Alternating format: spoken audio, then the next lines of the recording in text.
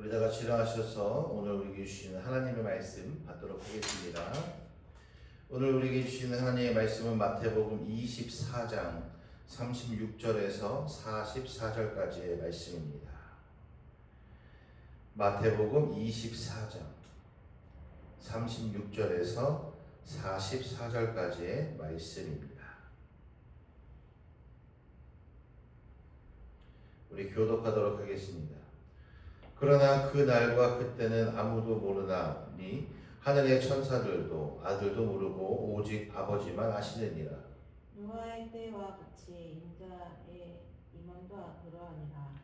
홍수 전에 노아가 방주에 들어가던 날까지 사람들이 먹고 마시고 장가들고 시집가고 있으면서 홍수가 나서 그들을 다 멸하기까지 깨닫지 못하였으니 인자의 임함도 이와 같으리라. 그때 두 사람이 밭에 있음에 한 사람은 데려가고 한 사람은 버려둠을 당할 것이요 두 여자가 맷돌질을 하고 있음에 한 사람은 데려가고 한 사람은 버려둠을 당할 것이니라. 그러므로 깨어있으라. 어느 날에 너희 주가 임할는지 너희가 알지 못함이니라.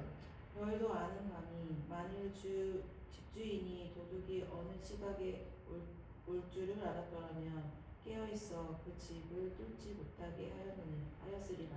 같이 읽습니다. 이러므로 너희도 준비하고 있으라. 생각하지 않은 때에 인자가 오더라. 아멘. 자리에 앉으시기 바랍니다. 네, 오늘 우리 함께 나눌 말씀의 제목은 주님을 기다린다는 것입니다. 주님을 기다린다는 것. 날씨가 제법 서늘해졌습니다. 이번 한 주간 날씨가 낮에는 따뜻하지만 밤에는 좀 추운 바람이 불어오는 그런 계절이죠. 이런 계절의 변화를 보며 시간의 흐름을 느낍니다. 이제 2025년이 한 달밖에 남지 않았습니다. 사실 교회력으로 보면 오늘이 새해의 시작입니다. 이 교회력이라는 것, 이 교회 예수 그리스도의 생애 주기로 이제 우리가 성서 일과도 함께 읽고 있고 또 예배도 교회력에 맞춰서 함께 예배 드리고 있는데요. 이 교회력이라는 것을 볼 때 이 대림절 제1주가 새해라는 거예요. 새해. 예수님을 중심으로 돌아가기 때문이죠. 교회는 주님 오심을 기다리는 대림절기로부터 한 해를 시작한다라는 거예요. 스산한 초겨울 바람이 부는 바로 이 계절. 누군가는 올 한 해를 정리하는 시간이 될 것이고 또 누군가에게는 새롭게 시작하고 있는 다음 해를 준비하면서 희망에 차 있는 그런 시절이기도 하죠. 하지만 이런 추운 바람이 불어올 때 우리는 이런 생각을 합니다. 우리가 걸어온 또는 살아온 날을 돌아보라 라고 하는 것이지요. 과연 가야 할 곳을 우리가 잘 가고 있는지 아니면은 길을 잃고 방황하고 있는 것은 아닌지 우리를 돌아보는 것이죠. 이 계절이 우리에게 요구하는 것은 무엇일까요? 바로 우리의 마음을 정결하게 하는 것이다 라고 생각합니다. 에스겔서에 보면은 36장 25절에서 28절에 보면 이렇게 말씀해 주는데요. 맑은 물을 너희에게 뿌려서 너희로 정결하게 하되 곧 너희 모든 더러운 것에서와 모든 우상 숭배에서 너희를 정결하게 할 것이며 또 새 영을 너희 속에 두고 새 마음을 너희에게 주되 너희 육신에서 굳은 마음을 제거하고 부드러운 마음을 줄 것이며 또 내 영을 너희 속에 두어 너희로 내 율례를 행하게 하리니 너희가 내 규례를 지켜 행할지라.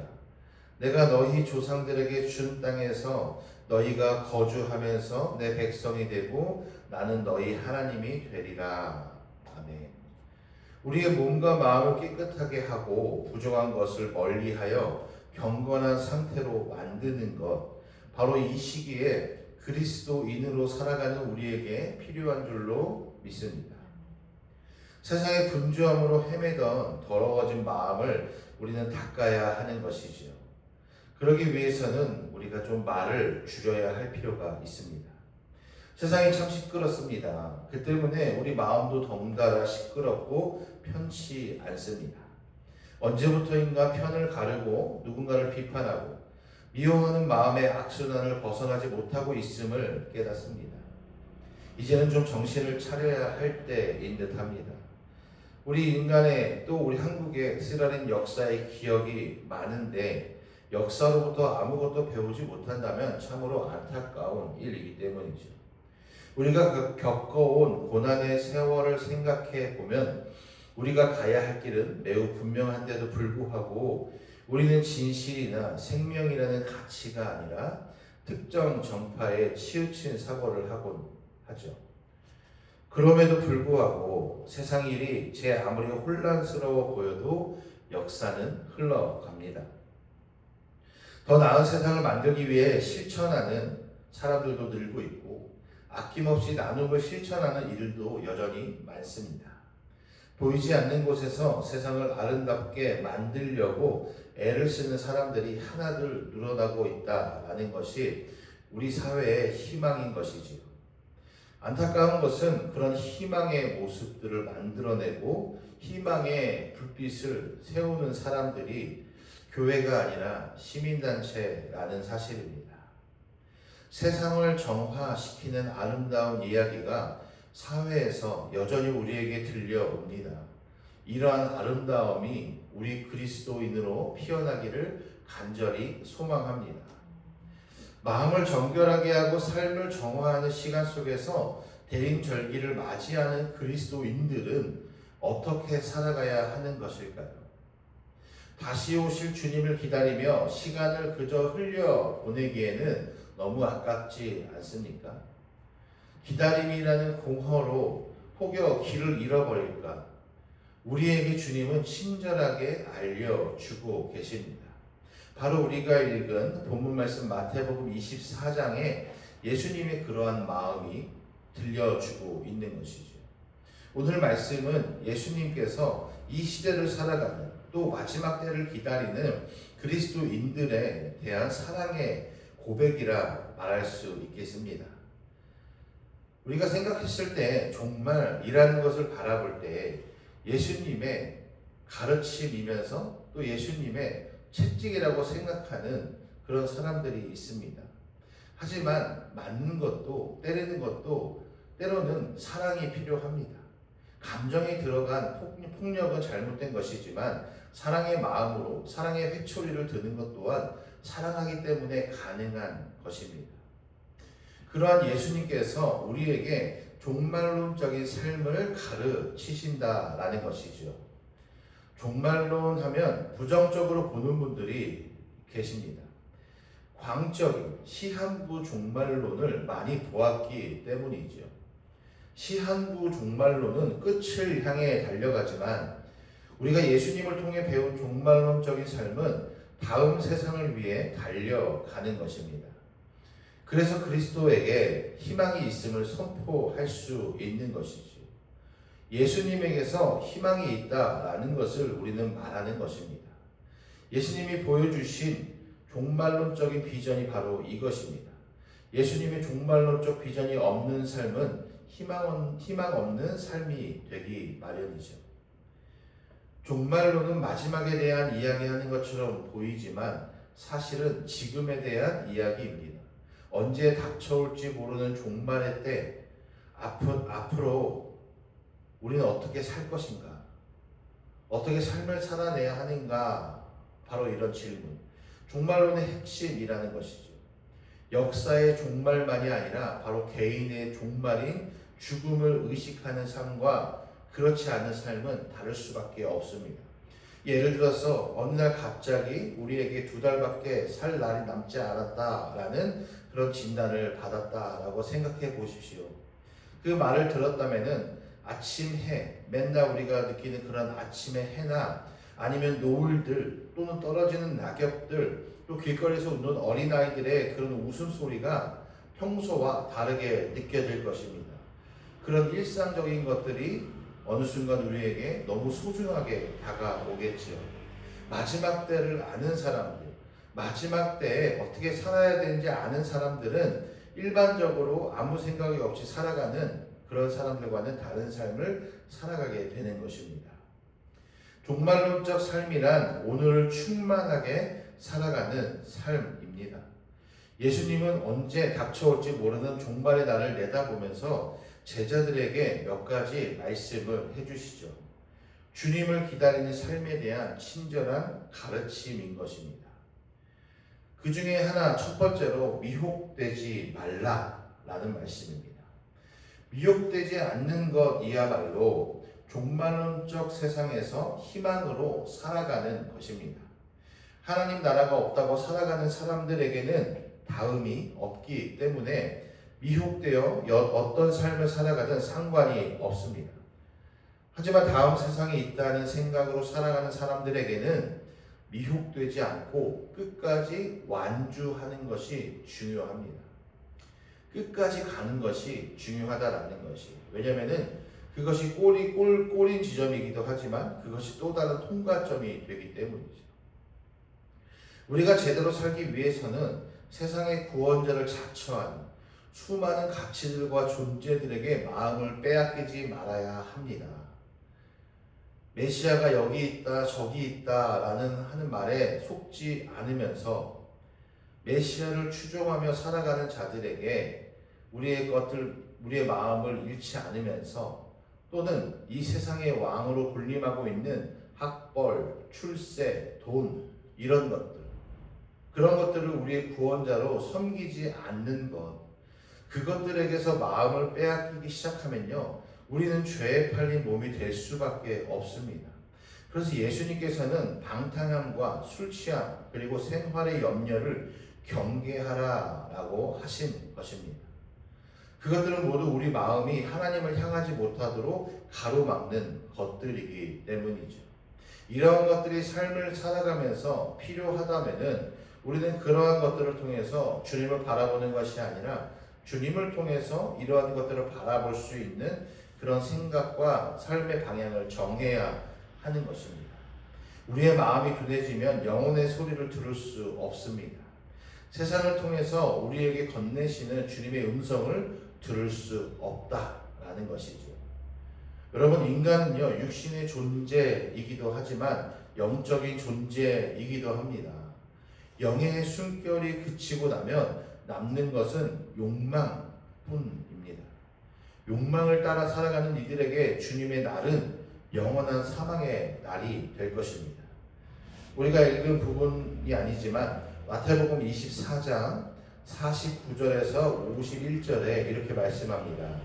동료들을 때리며 술 친구들과 더불어 먹고 마시게 되면 생각하지 않은 날 알지 못하는 시각에 그 종의 주인이 이르러 엄히 때리고 외식하는 자가 받는 벌에 처하리니 거기서 슬피 울며 이를 갈리라.